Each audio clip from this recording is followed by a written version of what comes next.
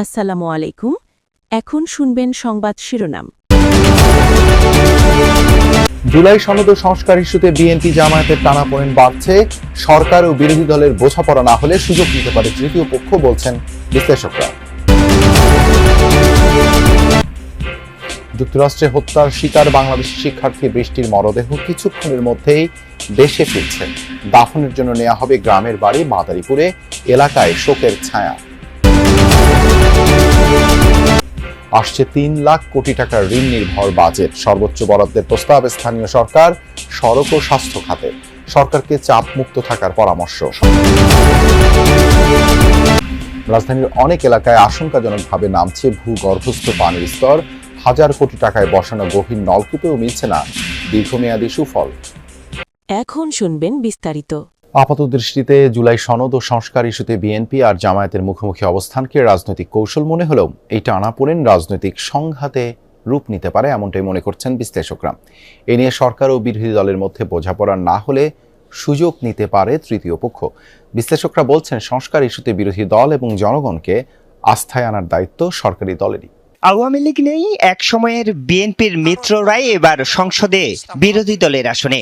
জুলাই গণঅভ্যুত্থান পরবর্তী নতুন সংসদে কাদা ছোড়াছুড়ি কিংবা বৈরিতা থাকবে না, এমনটাই মনে করা হচ্ছিল।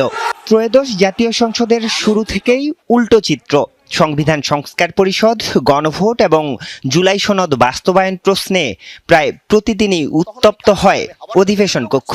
সংসদ ছাপিয়ে এই উত্তাপ ছাড়িয়েছে বাইরেও। মতভেদ এখন রূপ নিয়েছে রাজনৈতিক বৈরিতায়। দেশ জুড়ে সমাবেশের ঘোষণা দিয়েছে জামায়াত নেতৃত্বাধীন 11 দলীয় ঐক্য। এমন বৈরী অবস্থা সুখকর হবে না বলে মনে করছে বিশ্লেষকরা। গণভোট ও জুলাই সনদ নিয়ে বিভ্রান্তি সৃষ্টি করে বিশৃঙ্খল পরিস্থিতি তৈরির চেষ্টা চলছে বলে অভিযোগ করেছেন বিএনপি নেতারা। জামায়াত সহ 11 দলীয় ঐক্যের নেতারা বলছেন, জুলাই ইস্যুতে জনগণের সাথে প্রতারণা করছে বিএনপি। সরকার ও বিরোধী দলের টানাপোড়েন চূড়ান্ত রূপ নিলে সুযোগ নিতে পারে অন্য পক্ষ। রাজনৈতিক বাহাসের বাইরে সরকার এবং বিরোধী দলকে জনস্বার্থের ইস্যুকে গুরুত্ব দেওয়ার আহ্বান বিশ্লেষকদের। আজ দেশে ফিরছে যুক্তরাষ্ট্রে হত্যাকাণ্ডের শিকার বাংলাদেশি শিক্ষার্থী নাহিদা সুলতানা বৃষ্টির মরদেহ। বাংলাদেশ সময় সকাল 8টা 40 তার মরদেহ দেশে পৌঁছানোর কথা রয়েছে। বৃহস্পতিবার বৃষ্টির মরদেহ ঢাকায় পাঠানোর প্রক্রিয়া শুরু হয়। মরদেহ পাঠানোর পুরো প্রক্রিয়া যুক্তরাষ্ট্রের মায়ামি ভিত্তিক বাংলাদেশ কনস্যুলেট জেনারেল তদারকি করেন। জানা যায়, ফ্লোরিডার অরল্যান্ডো আন্তর্জাতিক বিমানবন্দর থেকে বৃষ্টির মরদেহ নিয়ে এমিরেটসের EK-220 ফ্লাইট ঢাকার উদ্দেশ্যে রওনা হয়। দুবাইয়ে ট্রানজিট শেষে ফ্লাইটটি পৌঁছাবে ঢাকায়। হত্যার শিকার 2 PhD শিক্ষার্থীর মধ্যে জামিল আহমেদ লিমনের মরদেহ দেশে পৌঁছায় গত 4 মে।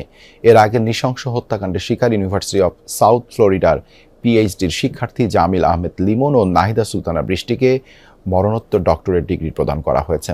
স্থানীয় সময় শুক্রবার ইউনিভার্সিটি অফ সাউথ ফ্লোরিডার বসন্তকালীন সমাবর্তনে এই সম্মাননা প্রদান করা হয়। মিয়ামির বাংলাদেশ কনস্যুলেট অফিসে কর্মরত একজন প্রতিনিধি উপস্থিত থেকে জামিল ও বৃষ্টির পরিবারের পক্ষে সম্মাননা গ্রহণ করেন। প্রস্তুতি কিন্তু নেওয়া শেষ হয়ে গেছে এবং এখানে যে পরবর্তীতে ব্রিফিং এর জন্য আলাদা করে যে ব্যবস্থা সেটিরও আয়োজন করা হয়েছে। নির্ধারিত সময় বলতে 8টা 40 যেহেতু এই মরদেহটি এখানে আসার কথা রয়েছে, সেহেতু এখনো হাতে কিছু সময় থাকার কারণে এই ফ্লাইটটি বিলম্ব হবে কিনা সেটি বলা যাচ্ছে না। তবে এর আগেও আমরা দেখেছি যখন আরেকজনের অর্থনীতিতে সংকট থাকলেও আসছে বাজেটে 3 লাখ কোটি টাকার উন্নয়ন কর্মসূচি রাখতে চায় সরকার, যারা 1 লাখ কোটি জোগাড় করতে হবে ঋণ করে।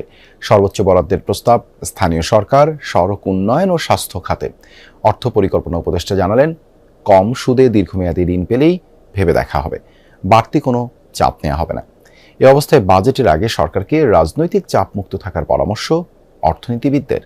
প্রকল্প বাস্তবায়ন নিয়ে ভালো খবর নেই। অর্থ বছরের প্রথম 9 মাসে এডিপি বাস্তবায়নের হার মাত্র 36%, যা গত 5 বছরের মধ্যে সর্বনিম্ন। মূল কারণ রাজনৈতিক পট পরিবর্তন আর অর্থ সংকট। তার উপর জুলাই গণঅভ্যুত্থানের জেরে কাজ ছেড়েছেন অনেক ঠিকাদার ও প্রকল্প পরিচালক। এর মাঝেই নির্বাচনী ইশতেহারের সাথে সামঞ্জস্য রাখতে 1300 প্রকল্প পুনর্মূল্যায়ন করছে বিএনপি সরকার, যে কাজ শেষ হবে আগামী মাসে। এর মাঝেই 2026-27 অর্থ বছরের উন্নয়ন বাজেট নিয়ে জোর আলোচনা। প্রস্তাবিত আকার 3 লাখ কোটি টাকা, যা চলতি অর্থ বছরের চেয়ে 50 ভাগ বেশি। এই অর্থের সিংহভাগ যোগান দেওয়া হবে অভ্যন্তরীণ উৎস থেকে, বাকি প্রায় 1 লাখ কোটি টাকা আদায়ের ভাবনা বিদেশি ঋণ থেকে। এডিপিতে সর্বোচ্চ 36,228 কোটি টাকা বরাদ্দের প্রস্তাব স্থানীয় সরকার বিভাগে। 31,000 কোটি টাকা পেতে পারে সড়ক পরিবহন ও মহাসড়ক বিভাগ। চলতি বছরের চেয়ে 247 ভাগ বাড়িয়ে স্বাস্থ্য খাতে বরাদ্দের প্রস্তাব 26,808 কোটি টাকা। গড়ে 21,000 কোটি টাকা করে বরাদ্দ পেতে পারে প্রাথমিক ও গণশিক্ষা এবং মাধ্যমিক ও উচ্চ মাধ্যমিক বিভাগ। 19,000 কোটি টাকার কিছু বেশি পাবে বিদ্যুৎ বিভাগ। চলতি অর্থ বছরের প্রথম 9 মাসে প্রায় 1 লাখ কোটি টাকার রাজস্ব ঘাটতি হয়েছে। তার মানে সরকার চাপে আছে। বেতন ভাতা, দেশি বিদেশি ঋণের সুদ কিংবা জ্বালানি আমদানির মতো ব্যয়ে বেশি নজর দিতে হচ্ছে। প্রশ্ন হচ্ছে, এই অবস্থা চললে কি এডিপি বাস্তবায়নের টাকা জোগাড় হবে? বাজেটের আগে 2026-27 অর্থ বছরের এডিপি অনুমোদনে জাতীয় অর্থনৈতিক পরিষদের সভা হবে চলতি মাসেই। ও জীবন সায়ান্নে এসে কেউ খোঁজেন একটু বিশ্রাম, আবার কেউ ধরে রাখেন কর্ম আর সম্পর্কের পুরনো ছন্দ। রাজধানী ভূগর্ভস্থ পানির স্তর আরও নেমে গেছে। কোনো কোনো স্থানে ওয়াসার লাইনে মিলছে না কাঙ্ক্ষিত পানি। ভূগর্ভস্থ পানির অতিরিক্ত ব্যবহারের কারণে এই অবস্থা বলে মনে করেন নগরবাসী। সংকট সমাধানে ফের 1,000 কোটি টাকার নতুন গভীর নলকূপ বসাচ্ছে প্রতিষ্ঠানটি। এতে সাময়িক সমাধান হলেও 2-1 বছর পর আবারও পরিত্যক্ত হয়ে যাবে নলকূপগুলো। তখন পানির জন্য যেতে হবে মাটির আরও নিচে। বাড্ডা ও শাহজাদপুর ঘুরে এসআরএস। বাড্ডা শাহজাদপুর নিয়ে এই অংশ ঢাকা ওয়াসার মর্স জোন 8-এর আওতায়। বিশাল এই এলাকায় বাস করেন নানা পেশার 15 লাখের বেশি মানুষ। উত্তর বাড্ডায় পানির জন্য তীর্থের কাক যেন প্রতিটি বাসিন্দা। বারবার জলাধার খুলেও হতাশা ছাড়া মিলছে না কিছুই। জলের খোঁজে উত্তর বাড্ডার হাজিপাড়া এলাকার বাসিন্দারা নিজ উদ্যোগে বসিয়েছেন পাইপলাইন। 2 লাখ টাকা খরচ করা হলেও পুরোটাই গেছে জলে, মিলছে না কাঙ্ক্ষিত পানি। অগত্য পানির ব্যবহার কমাতে নানা কৌশল নিচ্ছেন গৃহবধূরা।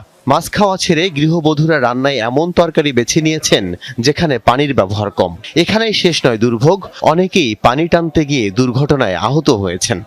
দিন দিন নেমে যাচ্ছে রাজধানীর ভূগর্ভস্থ পানির স্তর, যে কারণে খোদ ওয়াসার যেগুলো ডিপ পাম্প রয়েছে সেগুলো বিকল হয়ে গেছে। তার একটি এই উত্তর বাড্ডার হাজিপাড়ার এই পাম্পটি, যে কারণেই একটি মাত্র পাম্প এই মুহূর্তে সচল রয়েছে, যেখানে 2টি পাম্প সচল রাখার কথা। এই পাম্পটি সচল করে এত বিশাল মানুষের চাহিদা কোনোভাবেই পূরণ করা যাচ্ছে না। বাড্ডার প্রগতি সরণির পশ্চিম অংশে ওয়াসার আরও একটি পাম্প হাউজেও একই অবস্থা। তবে মিনিটে আমরা জানি 2400 লিটার পানি দেওয়ার কথা একটি 8 ইঞ্চি ব্যাসার্ধের যে পাইপ থেকে, এবং এটি ধারণা করা হচ্ছে এটি হয়তো মিনিটে এখন 5 থেকে 600 লিটার পানির বেশি দিতে পারছে না। এই পাম্পটি যে পরিমাণ ভূগর্ভস্থ পর্যন্ত পাইপটি রয়েছে সেই স্তরে পানি পাওয়া যাচ্ছে না, যে কারণে এটি বিকল হয়ে গেছে। এই সংকট কাটাতে নতুন করে গভীর নলকূপ বসাচ্ছে ঢাকা ওয়াসা। এতে খরচ হচ্ছে প্রায় 1,000 কোটি টাকা। তাতে সমাধান কতটুকু?